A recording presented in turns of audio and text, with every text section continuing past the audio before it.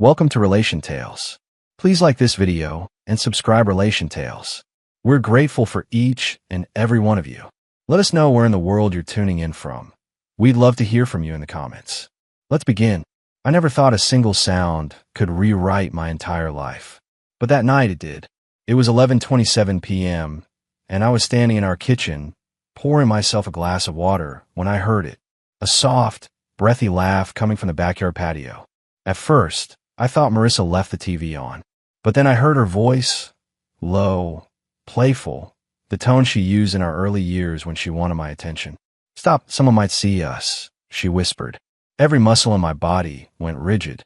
I stepped toward the sliding glass door, slowly, quietly, like my own home had become a crime scene. The curtains were slightly open, just enough for me to see her silhouette under the dim patio lights. She didn't look tense or uncomfortable.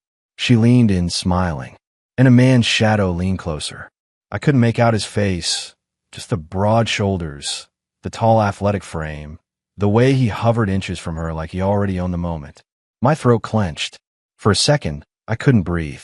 Not because of what I saw, but because of what I felt. That sinking, cold certainty you get when your brain whispers, "You already know the truth, stop pretending." I stepped back from the curtain just before she noticed movement inside. My pulse hammered so loudly I could feel it in my ears. I forced myself to sit at the kitchen table, even though my chest felt like it was collapsing inward. 30 seconds later, the patio door slid open. Marissa walked in, alone, pretending nothing had happened. She wiped her mouth with her thumb like she'd just eaten something messy. She didn't see me at first. When she finally did, she flinched. "Oh," she exhaled sharply. "You're up." I stared at her for a long, unsettling moment. Her cheeks were flushed, her breathing uneven. Her athletic leggings looked hastily pulled up. "What were you doing outside?" I asked, my voice steady despite the storm inside me. She froze for half a second. "I was stretching after my workout. At midnight." She shrugged. "I couldn't sleep. The trainer gave me some new exercises." Trainer. That word cracked something inside my chest like a splintering floorboard. I'd heard that name, Derek, her gym trainer, more times in the last month than I'd heard my own name. She talked about his fitness tips, his discipline, his focus. I tried not to be jealous. I trusted her. I trusted us. But her trembling hands, the shadow outside, the way she couldn't meet my eyes now, all of it screamed the same truth. Something was happening behind my back, and she didn't expect to get caught. At least not tonight. I forced a calm expression. "Next time you're stretching outside, let me know." I didn't want to scare you. Her shoulders loosened, relieved. "Right, sorry." But the relief on her face told me more than any confession ever could. She thought she got away with something. She thought I was still blind. What she didn't know was that her biggest mistake wasn't whatever she was doing on the patio. It was assuming I wouldn't find out more. That night, I lay in bed next to her, listening to her steady breathing, while my mind replayed every off detail I had ignored. Her suddenly longer gym sessions, her fresh makeup before workouts, her clingy tops and new leggings she never wore for me, her constant texting, screen always angled away, her sudden irritation whenever I asked simple questions. I kept replaying the shadow outside, those shoulders, that outline, that closeness. If that was who I thought it was, this was a new thing. It was a routine. And Marissa, my wife of 7 years, was comfortable in it. But I didn't confront her. I didn't shout. I didn't accuse. I did what every betrayed spouse with a calm mind and a breaking heart does. I started planning. Not out of anger. Not out of bitterness. But because there's a very specific kind of pain that forces you to act with clarity you didn't know you had. And in that clarity, I began designing a revenge so quiet, so untraceable, so devastatingly clean, that by the time the truth reached the right person, Marissa and her trainer would realize they had underestimated the wrong man. I didn't sleep that night, not even for a minute. Marissa slept peacefully beside me, curled toward the edge of the bed like she couldn't stand the idea of our bodies touching. Every few minutes she shifted, clutching her phone under her pillow, as if it were some precious treasure she couldn't risk losing. A month ago, that same phone used to stay on a nightstand, face up.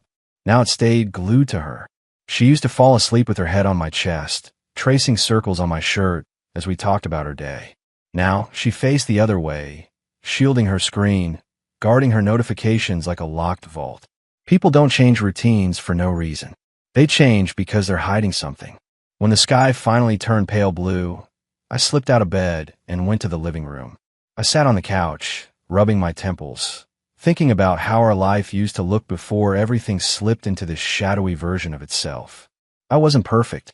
Sure, I worked long hours as an HVAC technician. I fixed furnaces, replaced filters, crawled under houses, work that left my clothes dusty and my hands rough. But I always came home to her. I always cared. I always tried. Marissa used to appreciate that. She used to kiss my forehead when I got home dirty and say she loved men who worked with their hands. But lately, she looked at me like I was something she'd outgrown. Like I was a pair of old shoes she kept wearing out of habit. When she woke up at 8 a.m., I pretended nothing was wrong. I made coffee. She came out in her robe, tied too loosely, and poured herself a cup. "You're up early," she said. I smiled politely. Couldn't sleep. She nodded and scrolled her phone, her thumb moving fast, like she had 20 conversations going on at once. I watched her eyes dart down, widen slightly, then soften with that warm expression I hadn't seen directed at me in months. That expression told me everything. She wasn't just texting him. She was emotionally invested. Maybe too invested. But I played calm. When she grabbed her gym bag an hour later, she lingered at the mirror, adjusting her sports bra and leggings. These weren't normal workout clothes. These were the kind women wore when they wanted to be seen. And she twirled her hair, something she only did when she wanted attention. "I'll be back in 2 hours," she said casually. "Training session?" I asked. She stiffened, barely, but I caught it. "Yeah," she replied. "Derek's helping me with strength training." I forced a smile. "That's great. Be safe." She paused, like she expected a fight. But when I didn't give her one, she relaxed and kissed my cheek. A quick, dismissive kiss, the kind you give a family member, not a husband. Then she left. As soon as the door clicked shut, I grabbed my jacket and followed, keeping a safe distance, heart pounding but steady enough to stay focused. She didn't go to the usual gym. She drove across town, into a private fitness center I had never heard of. One of those exclusive places with tinted windows and personal rooms. I parked across the street. She walked in with a bounce in her step, practically glowing before she even met him. A few minutes later, I saw him arrive, a tall man in his early 30s, muscular, confident, wearing a fitted training shirt. The way he greeted her, that was not a professional hug. Her arms wrapped around his neck, his hands slid to her lower back, and they held each other too long to be innocent. My chest tightened. I wasn't imagining any of this. I snapped a few photos, not out of spite, out of documentation. Then I waited. 47 minutes later, a cleaning worker propped the side door open. My mind raced. I didn't want to violate any rules, but I walked by slowly, and through that open door, I heard it.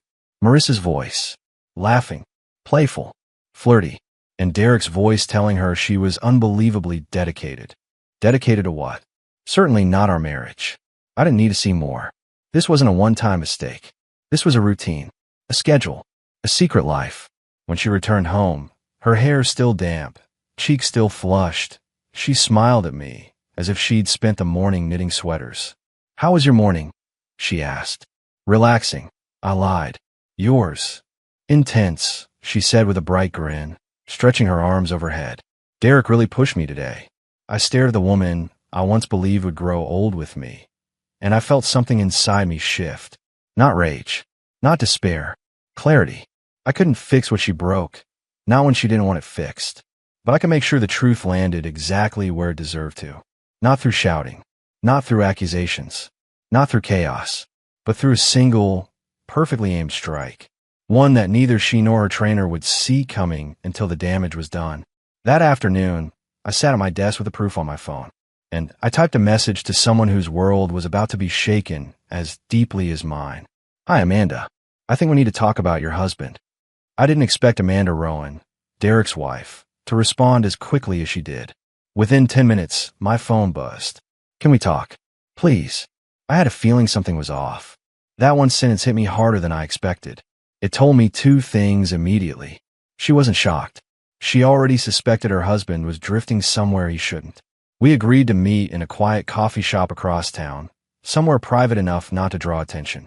When she walked in, I could tell she hadn't slept well in days. She was a brunette in her early 30s, dressed in a simple sweater and jeans, but her eyes carried the same heavy tiredness I'd seen in my own reflection the night before. She sat down across from me, curling her fingers around a warm mug. "Please tell me what you found," she whispered.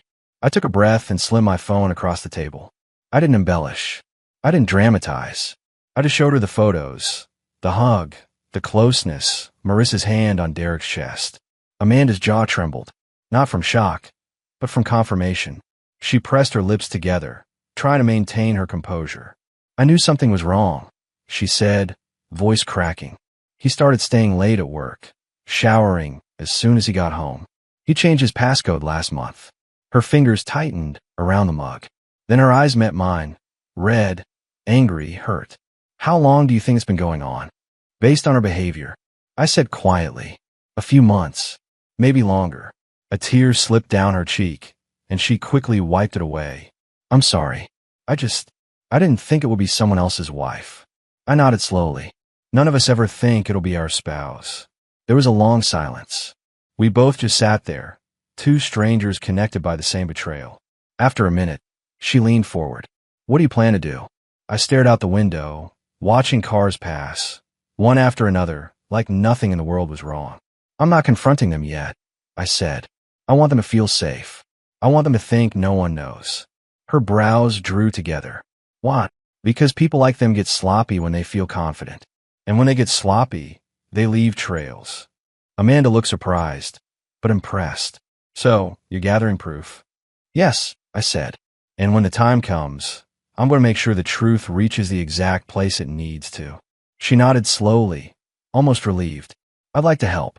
I want the truth too." We exchanged numbers and parted ways, both carrying the strange comfort of knowing we weren't alone in this. When I drove home, the house felt colder than usual. Marissa was sitting on the couch, scrolling her phone, smiling at something. When she heard the door open, she quickly turned her screen away. "Hey," she said casually. "You were gone for a while." "Had errands," I replied. She nodded, though her fingers tightened slightly. She was nervous. She just didn't know why. That evening, at dinner, she hummed while she ate, tapping her foot lightly under the table. It struck me how happy she seemed lately. But it wasn't because of me. It wasn't because of our marriage. She was glowing because she had a secret she didn't think I could ever uncover. Her phone buzzed. She grabbed it instantly. A quick smile flickered before she hit it. Then she said, "Tomorrow's session might go later. We're doing advanced training." I raised an eyebrow. "You're getting pretty serious about the gym." She didn't catch the tone. "Yeah, well, I feel alive again. Derek says I have potential." The fork nearly snapped in my hand. "Potential. Right." But I stayed calm. "If it makes you happy, that's good." She gave me a strange look, like she was waiting for an argument that never came. And that unsettled her more than any fight would have. That night, while she showered, I checked her laptop, not to invade her privacy, but because her behavior had reached a point where pretending everything was normal felt more dishonest than anything I could do. And there it was. Her calendar. Her gym sessions. They were scheduled for 2 hours, but blocked out as 3. Not just that. Inside one of the event notes, hidden deep in a subfolder, was a single message. "Use side room for. Door sticks, no one checks it. D." I sat back, breathing slowly, staring at the letters. This wasn't imagination. This wasn't insecurity. This wasn't paranoia. This was proof. Clear. Simple. Unavoidable. Marissa walked out of the bathroom in a towel, humming, steam drifting behind her. She didn't notice the laptop. She didn't see my expression. "Want to watch a movie?" she asked cheerfully. I smiled.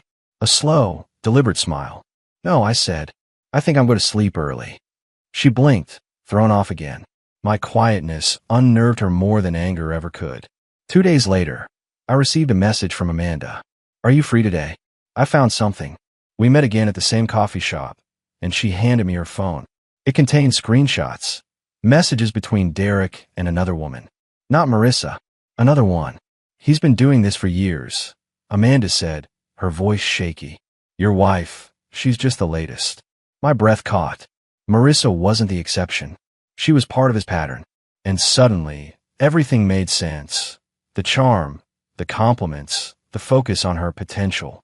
He had done this before, multiple times. I didn't feel jealousy. I didn't feel anger. I felt clarity, a cold, precise understanding of who these two people really were.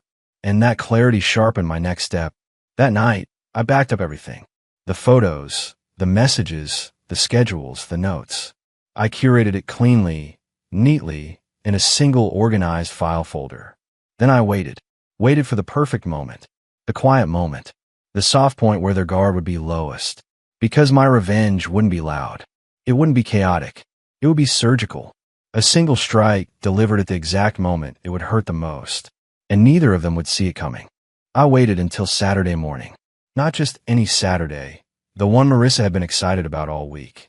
She said she had a special training session with Derek, a new workout plan, something incredible she wanted to show me soon. She dressed carefully that morning. Hair tied high, makeup subtle but intentional. New fitted leggings she ordered without telling me. She stood in the mirror, adjusting the strap of her top while I sat at the edge of the bed tying my shoes. "You okay?" she asked. Her voice sounded almost guilty, or maybe that was just my wishful thinking. "Yeah," I said calmly. "Just thinking about taking a short break. Might go away for the weekend." Her eyebrows lifted slightly. "Oh, alone? Yeah, I need some quiet." She exhaled in relief. Relief. Not concern. Not curiosity. Relief. That told me everything I needed to know. She kissed my cheek quickly, routine, distant, empty, and grabbed her gym bag. "I'll be gone for a few hours," she said. I nodded. "I know." The moment the door shut, I took out my phone and pressed send on the message I had prepared. Not to Marissa, not to Derek, but to the person who had the power to destroy the illusion he'd built. Amanda. I sent her everything. Every screenshot. Every photo. Every note. Arranged neatly, respectfully, truthfully. She responded instantly. "Thank you. I know what to do." And she did. An hour later, while Marissa and Derek were likely in their little hidden room, Amanda walked into the gym with calm purpose. I wasn't there, but she texted me play-by-play updates. "I'm inside." The staff recognized me. I told them I have to see my husband. Minutes passed.